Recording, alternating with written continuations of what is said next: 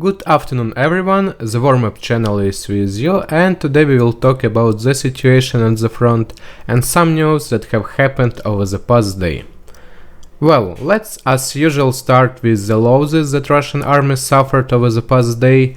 Namely, the Russian army lost 550 liquidated personnel, 18 tanks, 20 armored personnel vehicle, 14 artillery system and 8 MLRS, also 1 anti-aircraft, 1 aircraft, 1 helicopter, 9 UAV, also 29 vehicles full tanks and 1 special equipment. Mobilization continues in Russia, but already now we can conclude that it is simply terribly organized.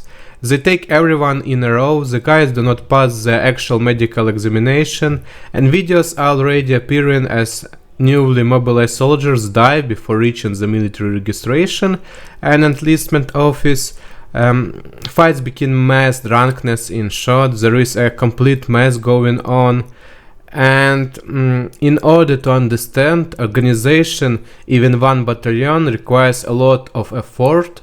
In terms organization of work, this battalion, interaction between the groups that are in the battalion will provide this battalion, especially with advent of winter. There will be a very big need for warm uniforms, a logistic, and Russian army is now just a huge trouble. And I can imagine how they're going somehow equip these people properly and send them to fight. The motivation on these people is also not entirely clear, and most likely they will simply surround or run away in a serious battle.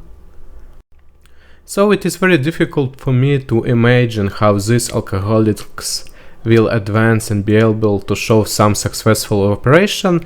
Well, now let's talk about the situation at the front. The shelling of the Kharkiv region continues, and the settlements that the Ukrainian army recently liberated are also shelled. The Russians cannot calm down with the loss of these settlements, namely the Russian troops fired on the settlements of Kamyanka. It's situated south from Izium. Kamyanka, it's here. Which was attacked by the Russian military. Let's move to the Donetsk front. There are some changes there too. According to some reports, the Russian troops succeeded in pushing back the Ukrainian troops from the settlement of Drobyshevo.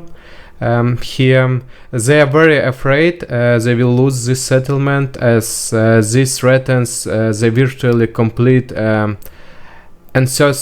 encirclement of the Liman group, but at the same time information appears on the successful movements of Ukrainian troops towards Karpivka, it's here, and Ridkodab. That is, roughly speaking, Ukrainian takes the troops to the north of Liman from the north side, and the Russian troops are very afraid of this. All telegram channels are now panicking about this. It is also reported that Ukrainian troops have gathered a very large contingent of troops on the left bank of the Oskol River, and a new offensive is being prepared. So I think in the next few days we will see the outcome of events and new liberated settlements that the Ukrainian army was able to liberate. Therefore, we are waiting for good news on other sectors of the front. Without changes. Zaporizhzhia region without changes. There was also bad news from the settlement Pravdene. According to some reports, the Russian troops managed to recapture the settlement, and it's still under the control of Russian troops. And so in principle everything is unchanged.